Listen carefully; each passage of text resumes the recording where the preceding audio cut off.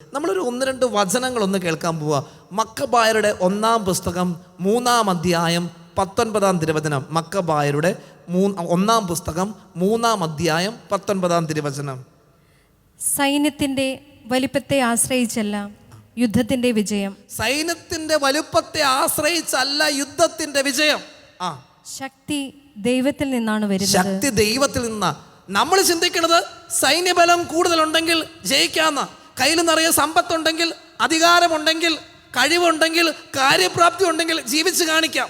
അതാർക്കും പറ്റും പറയുള്ളവരെ. പക്ഷെ വചനം പറയുക, യുദ്ധത്തിന്റെ വിജയം ഇരിക്കുന്നത് സൈന്യത്തിന്റെ വലുപ്പത്തിലല്ല, മറിച്ച് കർത്താവാണ് വിജയം തരുന്നത്. കരമടിച്ച് നമുക്ക് ദൈവത്തിന് നന്ദി പറയാം. മക്കബായരുടെ 1-ാം പുസ്തകം 4-ാം അധ്യായം 55-ാം തിരുവചനം. 1 മക്കബായർ 4:55. തങ്ങൾക്ക് വിജയം നേടിത്തന്ന ദൈവത്തെ ജനങ്ങളെല്ലാം സാഷ്ടാംഗം വീണ് ആരാധിക്കുകയും. തങ്ങൾക്ക് വിജയം തന്ന ദൈവത്തെ ജനങ്ങൾ ആരാധിച്ചു. വിജയം തരുന്നത് കർത്താവാണ്. കരമടിച്ച ദൈവത്തിന് നന്ദി പറഞ്ഞേ. ഹല്ലേലൂയ, ഹല്ലേലൂയ, ഹല്ലേലൂയ, ഹല്ലേലൂയ. 1 സാമുവേൽ 18:14. 1 സാമുവേൽ 18:14. കർത്താവ് കൂടെ ഉണ്ടായിരുന്നതിനാൽ എല്ലാ ഉദ്യമങ്ങളിലും ദാവീദ് വിജയം വരിച്ചു. കർത്താവ് കൂടെ ഉണ്ടായിരുന്നതിനാൽ എല്ലാ കാര്യങ്ങളിലും ദാവീദിന് വിജയം ലഭിച്ചു എന്ന്. കരമടിച്ച ദൈവത്തിന് നന്ദി പറഞ്ഞ് വിജയം നൽകുന്നത് കർത്താവാണ്. നിയമാവർത്തനം 20:4. നിയമാവർത്തന പുസ്തകം 20:4. നിങ്ങളുടെ ദൈവമായ കർത്താവാണ് നിങ്ങളുടെ കൂടെ വന്ന് ശത്രുക്കൾക്കെതിരായി യുദ്ധം ചെയ്ത് വിജയം നേടിത്തരുന്നത്. നിങ്ങളുടെ ദൈവമായ കർത്താവാണ് നിങ്ങളുടെ കൂടെ നിന്ന് ശത്രുക്കൾക്കെതിരെ യുദ്ധം ചെയ്ത് വിജയം തരുന്നത്. കരമടിച്ച ദൈവത്തിന് നന്ദി പറഞ്ഞേ. സങ്കീർത്തനം 44:3. സങ്കീർത്തനം 44:3. വാളുകൊണ്ടല്ല അവർ നാട് പിടിച്ചടക്കിയത്, കരബലം കൊണ്ടല്ല അവർ വിജയം വരിച്ചത്, അവിടുത്തെ വലത്ത് കൈയും ഭുജവും മുഖപ്രകാശവും കൊണ്ടത്രേ. ആയുധം കൊണ്ടല്ല, കർത്താവിന്റെ കരബലം കൊണ്ടാണ് വിജയം കൈവരിച്ചതെന്ന് ദൈവത്തിന്റെ വചനം. കരമടിച്ച ദൈവത്തിന് നന്ദി പറയാം. പ്രിയമുള്ളവരെ, ഈ വചനങ്ങളെല്ലാം സൂചിപ്പിക്കുന്നത് വിജയം തരുന്നത് ആരാണ്? കർത്താവാ. നമ്മുടെ ബുദ്ധിക്ക് അതീതമായിട്ട്, നമ്മുടെ ബുദ്ധി ഇരിക്കുന്നത് മുഴുവൻ ചുറ്റുപാടുമുള്ള സാഹചര്യങ്ങൾ എങ്ങനെ നമുക്ക് വിജയം തരുന്നു എന്നുള്ള, അത് ലോകം ചിന്തിക്കുന്നത്. പ്രിയമുള്ളവരെ, ഒരു വിശ്വാസി ചിന്തിക്കേണ്ടത് അങ്ങനെയല്ല.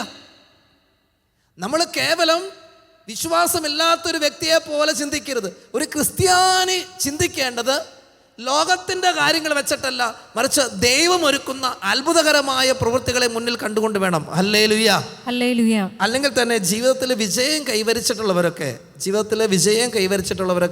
ജീവിതത്തിൽ വലിയ തകർച്ചയുടെ ഒക്കെ നടുവിൽ നിന്ന് തന്നെ വിജയം കൈവരിച്ച് വന്നേക്കണത്.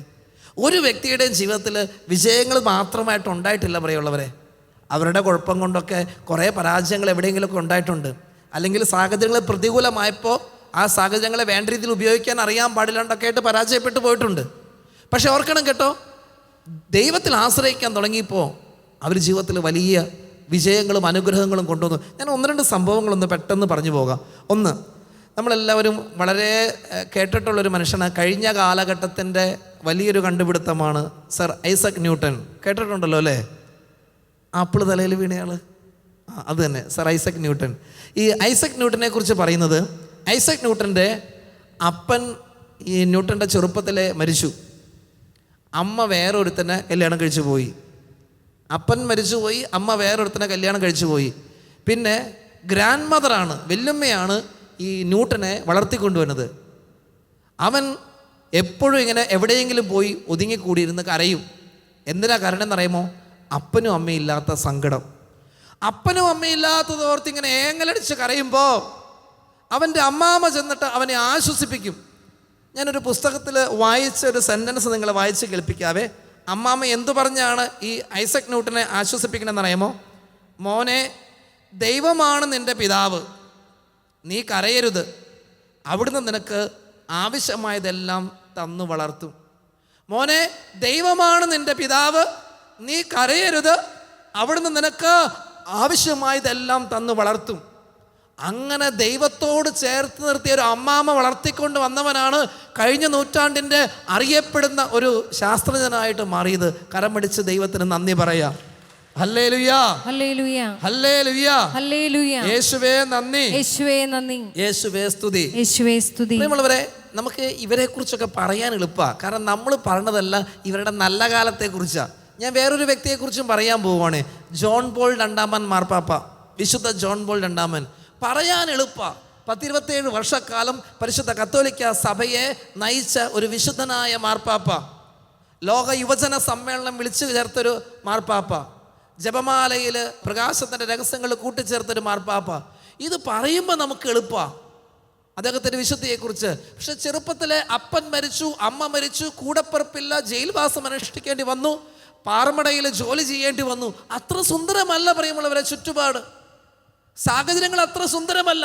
പക്ഷെ ആ സാഹചര്യങ്ങളെയും ആ ചുറ്റുപാടുകളെയൊക്കെ അവരെങ്ങനെയോ ദൈവത്തോട് ചേർത്ത് വെച്ച് ദൈവം തള്ളിക്കളയിലെന്ന് ഉറപ്പോടെ ജീവിച്ച് വിജയിച്ച് കാണിച്ചവരാണ്. കരം പിടിച്ചൊന്ന് ദൈവത്തിന് നന്ദി പറഞ്ഞേ.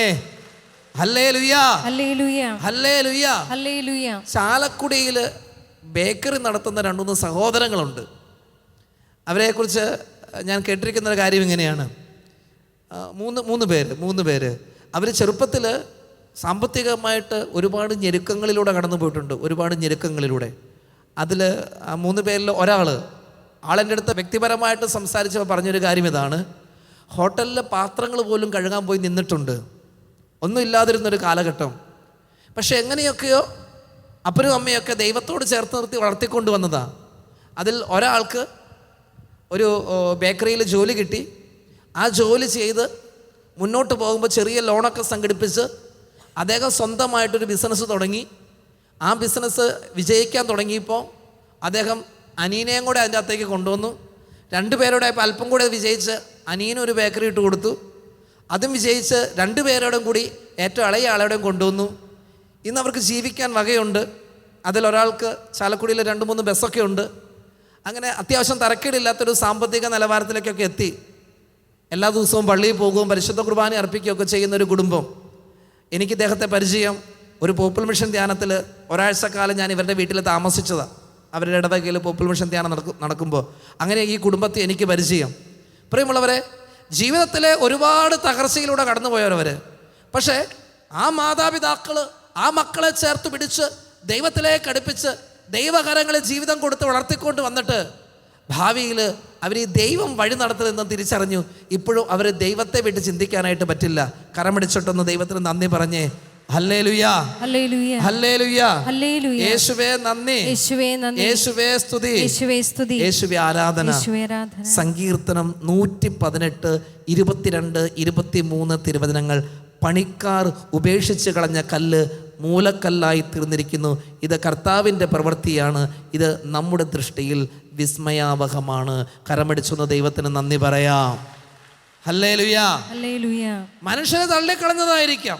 പക്ഷേ ഒരു വ്യക്തി ദൈവത്തോട് ചേർന്നിരിക്കുമ്പോൾ ആ വ്യക്തിയെ ദൈവം വഴി നടത്തുന്നു. മനുഷ്യൻ്റെ ബുദ്ധിക്ക് അതീതമാണ് ഈ ചിന്തകളെല്ലാം. പ്രിയമുള്ളവരെ, ഞാൻ മറ്റൊരു വ്യക്തിയെ കൂടെ നിങ്ങളുടെ മുമ്പിലേക്ക് പരിചയപ്പെടുത്താൻ ആഗ്രഹിക്കുകയാണ്. മലയാളിയാണ്. പക്ഷേ നീണ്ട 10-40 വർഷമായിട്ട് 40-50 വർഷമായി കാണും. ഇപ്പോൾ ഞാനൊരു 10 വർഷം മുന്നേ അദ്ദേഹത്തെ കണ്ടുമുട്ടുന്നത്. അന്നൊരു 10-40 വർഷമായിട്ടുണ്ട് അദ്ദേഹം യു കെയിൽ താമസമായിട്ട്.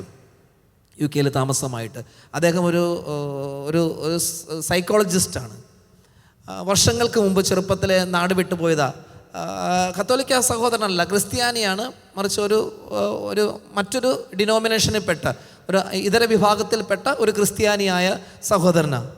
ഞാൻ ഇദ്ദേഹത്തെ പരിചയപ്പെട്ടത് നമുക്ക് യു കെയിൽ ഒരു ധ്യാനമന്ദിരം തുടങ്ങാൻ നേരത്തൊക്കെ അതിന് സാമ്പത്തികമായിട്ടൊക്കെ സപ്പോർട്ട് ചെയ്തൊരു മനുഷ്യനാണ്. ഈ മനുഷ്യൻ ഒന്നുമില്ലാതിരുന്ന് നമ്മൾ വളരെ ക്ലേശം അനുഭവിച്ചൊരു സമയത്ത് നമുക്ക് അല്പം പണം അത്യാവശ്യമായിട്ട് വേണ്ട ഒരു സമയത്ത് ധ്യാനമന്ദിരം തുടങ്ങാൻ വേണ്ടിയിട്ട് സഹായം ചെയ്തൊരു മനുഷ്യനാണ്. അദ്ദേഹത്തെ ഞാൻ നേരിട്ട് സംസാരിച്ചിട്ടുണ്ട്, കേട്ടിട്ടുണ്ട്. അദ്ദേഹം പറഞ്ഞ ഒരു കാര്യം ഇതാണ്. 3-4 സഹോദരങ്ങളുണ്ടെന്ന് തോന്നുന്നു അവർ. ഇദ്ദേഹത്തിൻ്റെ ചെറുപ്പത്തിൽ ഇദ്ദേഹത്തിൻ്റെ സഹോദരങ്ങളെല്ലാം ഇദ്ദേഹത്തെക്കാൾ മെച്ചപ്പെട്ട നിലയിലാണ്. പഠനത്തിലും കഴിവിലും കാര്യപ്രാപ്തിയിലൊക്കെ. അദ്ദേഹം തന്നെ പറഞ്ഞത്, എൻ്റെ വീട്ടിൽ ഏറ്റവും കഴിവ് കുറഞ്ഞ ആളായിരുന്നു ഞാൻ, ഏറ്റവും കഴിവ് കുറഞ്ഞ ആൾ.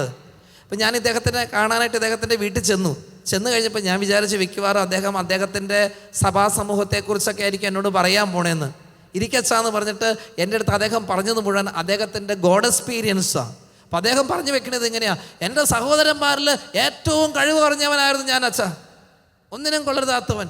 പക്ഷേ ഞാൻ എൻ്റെ ദൈവത്തിൽ ആശ്രയിച്ചു. എൻ്റെ യേശുവാണ് എന്നെ ഇവിടം വരെ കൊണ്ടുവന്ന് എത്തിച്ചത്. ഇപ്പോൾ ഇവിടെ വന്നിട്ട് UK ഒരു സമ്പന്നനായ മനുഷ്യനാണ്. 40 വർഷം മുന്നേ, ഇപ്പം 50 ആയിട്ടുണ്ട്, 10 വർഷം മുന്നേ ഞാൻ കണ്ടത്. അപ്പോൾ ഈ 50 വർഷമായിട്ട് UK താമസിക്കുന്ന ഒരു മനുഷ്യൻ എന്നൊക്കെ പറയുമ്പോൾ അദ്ദേഹം തീർച്ചയായിട്ടും ഇഷ്ടംപോലെ സമ്പത്ത് ഉണ്ടാക്കിയിട്ടുണ്ടല്ലോ. അപ്പം അദ്ദേഹം പറയുക, ഇവിടം വരെ എത്തിച്ചതിന് എനിക്ക് കടപ്പാട് മുഴുവൻ എൻ്റെ ദൈവത്തോടാണ്. എൻ്റെ കഴിവ് കൊണ്ട് ഞാൻ ഇവിടെ ഒന്നും എത്തേണ്ടതല്ല, മറിച്ച് ഇവിടം വരെ എത്തിച്ചതെല്ലാം എൻ്റെ ദൈവമാണ്. ഉയർച്ചയുടെ പടികൾ ചവിട്ടിക്കയറുമ്പോൾ വിശ്വാസമുള്ള മനുഷ്യന് തിരിച്ചറിയുന്ന സത്യമാണ്, എൻ്റെ കഴിവോ എൻ്റെ കാര്യപ്രാപ്തിയല്ല എന്നെ ഇവിടം വരെ എത്തിച്ചത്, മറിച്ച് എൻ്റെ ദൈവം തന്നത് കൊണ്ടാണ്. പ്രിയമുള്ളവരെ, ഈ ഒരു ബോധ്യത്തിലേക്ക് കടന്നു വരാൻ നമ്മളെയും ദൈവം അനുഗ്രഹിക്കട്ടെ. കരമടിച്ച് ഒരിക്കൽ കൂടി നമുക്ക് ദൈവത്തിന് നന്ദി പറയാം. ഹല്ലേലൂയ, ഹല്ലേലൂയ, ഹല്ലേലൂയ, ഹല്ലേലൂയ. യേശുവേ നന്ദി, യേശുവേ നന്ദി, യേശുവേ സ്തുതി. യേശുവേ സ്തുതി. 2 കാര്യങ്ങൾ നമ്മുടെ മനസ്സിൽ സൂക്ഷിക്കാം. ഒരിക്കലും ആർക്കും ജീവിതത്തിലെ പരാജയത്തെ പരാതി പറഞ്ഞുകൊണ്ടിരിക്കാൻ അവകാശമില്ല. എൻ്റെ സാഹചര്യം ഇതുപോലെ ആയിപ്പോയി, എൻ്റെ ചുറ്റുപാട് ഇതുപോലെ, അതുകൊണ്ട് ഞാനിങ്ങനെ എന്നാ പറയാനാ. അച്ഛന്മാർക്ക് എന്ത് വേണേലും പ്രസംഗിക്കാമല്ലോ, ഞങ്ങളുടെ കാര്യം ഞങ്ങൾക്കല്ല അറിയാമുള്ളൂ. എൻ്റെ അപ്പം കാരണം ഇങ്ങനെ ആയത്, എൻ്റെ അമ്മ കാരണം, അച്ഛൻ എൻ്റെ ഭാര്യ കാരണം എൻ്റെ ജീവിതത്തിൽ സമാധാനം കിട്ടിയിട്ടില്ല, ഈ ഭർത്താവിൻ്റെ കൂടെ കൂടി എൻ്റെ ഉള്ള സ്വസ്ഥത മുഴുവൻ പോയി, ഈ പള്ളിയിലെ അച്ഛൻ കാരണം. നിങ്ങളുടെ അച്ഛൻ നല്ല അച്ഛനാണ് കേട്ടോ. നമുക്കിങ്ങനെ പരാതി പറയാനായിട്ട് ഇഷ്ടം പോലെ ഉണ്ട്. പ്രിയമുള്ളവരെ, ആരും കാരണമല്ല നമ്മൾ ജീവിതത്തിൽ പരാജയപ്പെട്ടുകൊണ്ടിരിക്കുന്നത് നമ്മുടെ ചില തീരുമാനങ്ങൾ പാളിപ്പോയതാണ്. നമ്മുടെ ചില തീരുമാനങ്ങളും ചില പ്രവൃത്തികളും പാളിപ്പോയതാ പരാജയം. അങ്ങനെ ഒന്ന് മനസ്സിൽ കരുതാം. ഇനി അടുത്ത സ്റ്റെപ്പ്, വിജയം നൽകുന്നത് മുഴുവൻ കർത്താവ. അഹങ്കരിക്കാനായിട്ട് നമുക്കില്ലതാനും. ജീവിതത്തിൻ്റെ ഏത് പടിയിലെത്തിയാലും ഏറ്റവും എളിമയോടെ പറയാൻ പറ്റണം, എൻ്റെ കർത്താവ് തന്നതല്ലാതെ എനിക്ക് സ്വന്തമായിട്ട് ഒന്നുമില്ല എന്ന്. കരമടിച്ചൊന്ന് ദൈവത്തിന് നന്ദി പറഞ്ഞോ, ശക്തിയോടെ കരമടിച്ചോ. Hallelujah, hallelujah. യേശുവേ നന്ദി, യേശുവേ നന്ദി, യേശുവേ സ്തുതി, യേശുവേ ആരാധന. യേശുവേ ആരാധന.